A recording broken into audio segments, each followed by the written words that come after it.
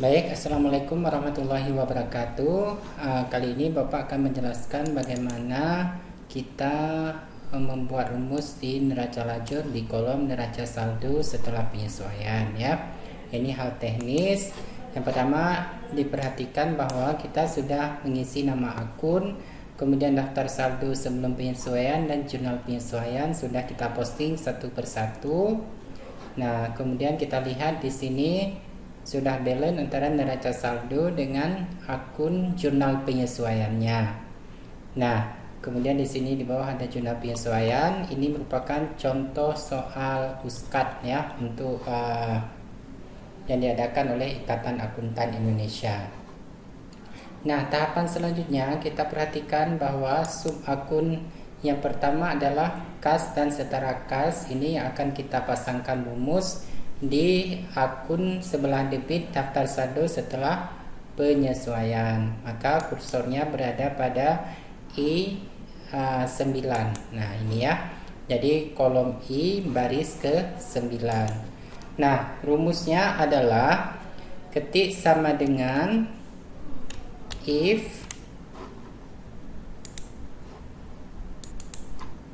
if kemudian buka kurung, kemudian ketik OR, kemudian buka kurung. Nah, kemudian tinggal disorot neraca saldo di sebelah debit, yaitu di angka 78673 ini ya. Jadi neraca saldo di sisi debit. Kemudian ditambah neraca AJP di sebelah debit. Nah, walaupun di sini tidak ada nilai, jadi kita klik saja, yaitu di baris G9 ya. Jadi muncul di sini G9, kemudian dikurangi AJP di sisi kredit, berarti di kolom H9. Kemudian taruh logo kurang dari ya, tekan shift, kemudian di atas koma ada tombol kurang dari, kemudian 0, kemudian di sini diminta yaitu titik koma ya, di sini titik koma, jadi kita letakkan di sini titik koma. Kemudian neraca saldo di sisi kredit. Nah, di sini.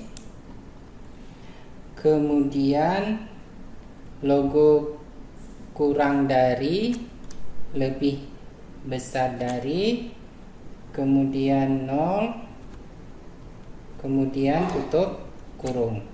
Oke, kemudian tekan lagi titik koma. Jadi kadang-kadang ada komputer keluar di sini koma saja, berarti diketik koma. Kebetulan di laptop ini muncul rumus if-nya titik koma, jadi kita isi titik koma. Oke, kemudian 0, kemudian titik koma, kemudian neraca saldo di sisi debit. Nah, jadi di sini. Oke, diklik lagi, keluar D9, kemudian ditambah AJP di sisi debit, kemudian dikurangi AJP di sisi kredit, yaitu di kolom H baris ke-9. Jadi ketik aja karena ini sudah tertutup ya, H9, kemudian tutup kurung. Nah, jadi rumusnya if buka kurung OR buka kurung D9 tambah G9 dikurangi H9 dikurangi 0 kurang dari 0, kemudian titik 2 E9 lebih besar, lebih kurang dari, lebih besar dari 0, tutup kurung, titik koma 0, titik koma D9 tambah G9 dikurangi H9, enter. Nah, jadi sudah keluar hasilnya secara otomatis.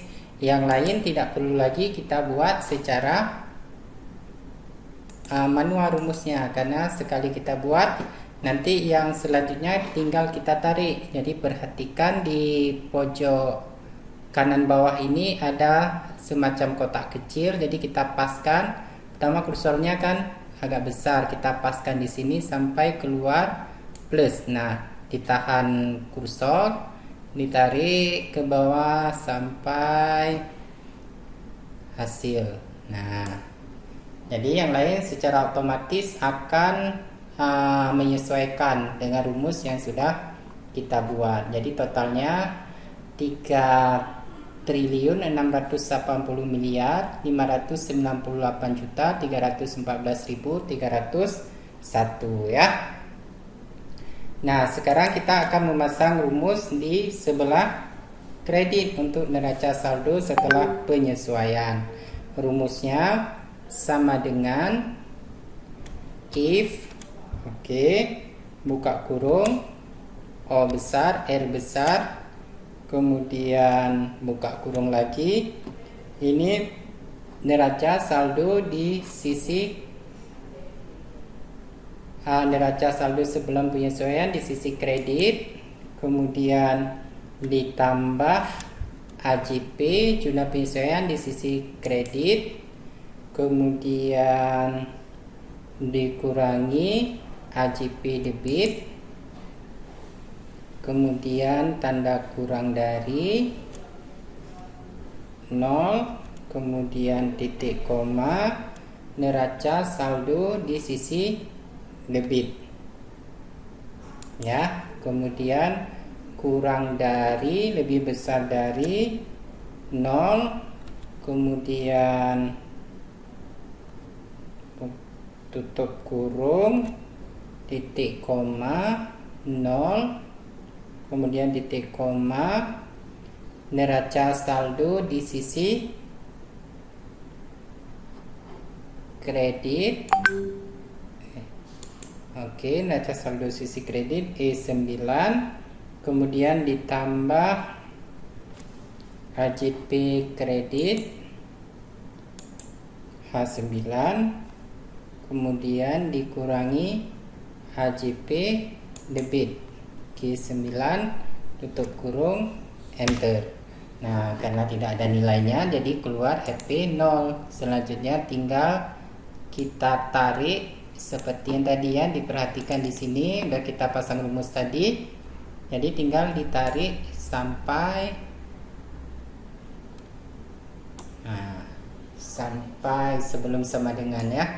Jadi totalnya juga muncul 3.398.314.301. Oke, kemudian untuk mengisi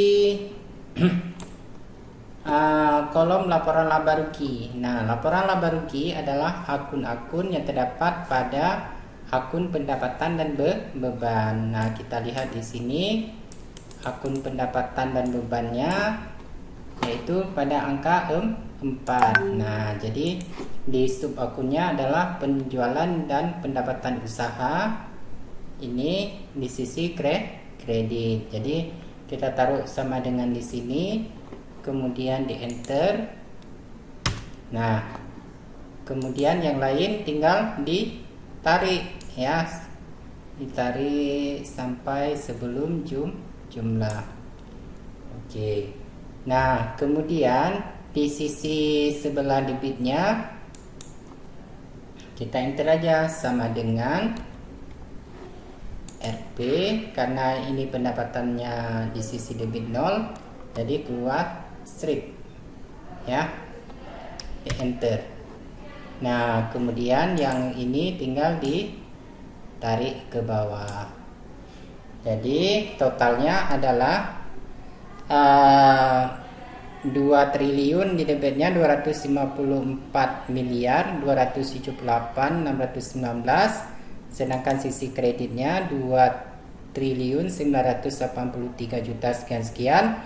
Karena lebih besar pendapatan dibandingkan beban, maka terjadi laba yaitu di sisi debit.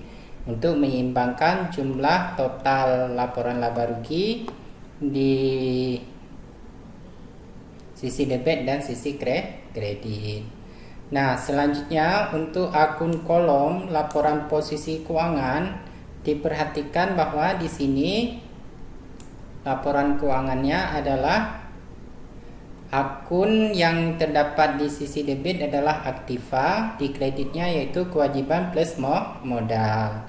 Nah, jadi kita di sini patokannya adalah di sini ya, di akun apa tadi, di akun kas dan setara kas disama dengan, taruh enter. Nah, kemudian yang lain tinggal kita tarik, ya, dipaskan di pojok kanan bawah ini yang ada titik ini sedikit ya, dipaskan, ditarik sampai akun pendapatan, sampai sebelum pendapatan, yaitu akun kepentingan non pengendali. Nah, ini masuk ke bagian modal ya. Jadi di sini batasannya. Kelebihan. Oke, kemudian yang di sisi kreditnya sama dengan, taruh di sini enter, yang lain tinggal ditarik ke bawah. Oke. Nah, jadi kita cek di bawahnya terjadi selisih aktiva dengan pasifanya. Jadi karena lebih terjadi laba, maka menambah modal yaitu di sisi kredit. Nah, jadi nanti seimbang antara neraca dengan laporan laba rugi, gitu ya.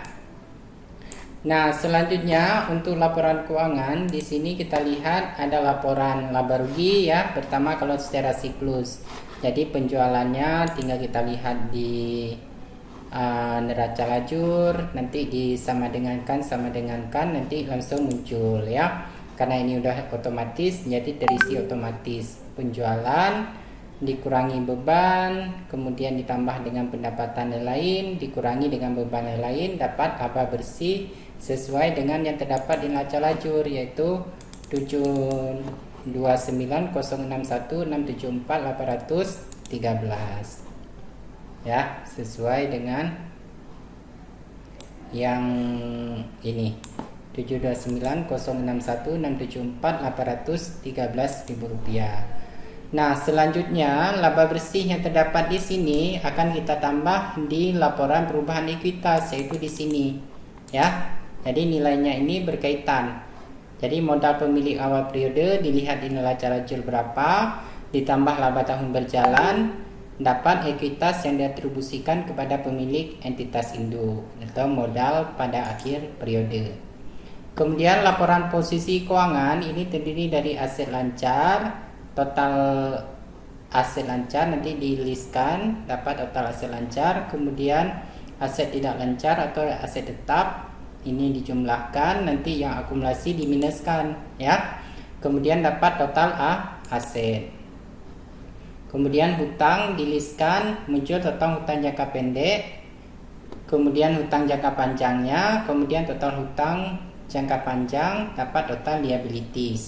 Kemudian ekuitas pemilik, ekuitas yang diatribusikan kepada pemilik, yaitu yang didapat dari laporan perubahan ekuitas tadi ini 898. Di sini juga 898. Kepentingan non pengendali 977, 159, total liabilities dan ekuitas harus sama dengan total aset.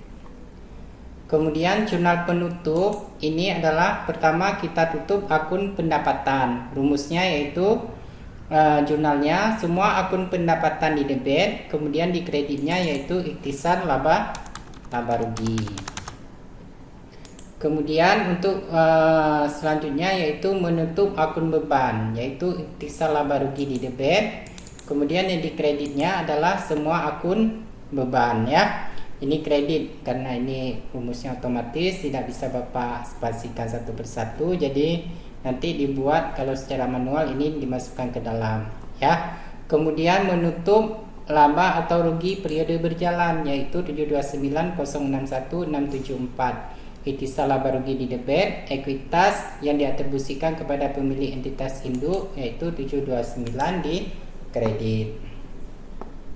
Kemudian neraca saldo setelah disesuaikan. Nah, neraca saldo setelah penutup. Yang muncul di sini adalah semua akun yang terdapat pada laporan neraca, ya. Tinggal diletakkan sisi debit dan sisi kreditnya. Yang diperhatikan akumulasi penyusutan tadi kan di laporan keuangan diminuskan, ini diletakkan di sisi kredit. Kemudian dipastikan nanti hasil akhir adalah balance, yaitu 1364319. 1364 apakah sama dengan laporan neraca di sini ya. 1364 total aset 1364073 di sini ya, karena terjadi selisih tadi di akumulasi, makanya di sini agak berkurang sedikit karena kita memasukkan akun akumulasi di kredit. Nah, selanjutnya untuk jurnal-jurnal umum ini jurnal basic ya. Pertama membayar 115 juta untuk gaji harus dibayar kepada karyawan. Nanti ini jurnal umum biasa. Bapak rasa ini harus dipahami sejak semester 1 dan semester 2 kuliah. Oke, sekian tutorial dari cara membuat rumus Excel. Sampai berjumpa di lain kesempatan. Assalamualaikum warahmatullahi wabarakatuh.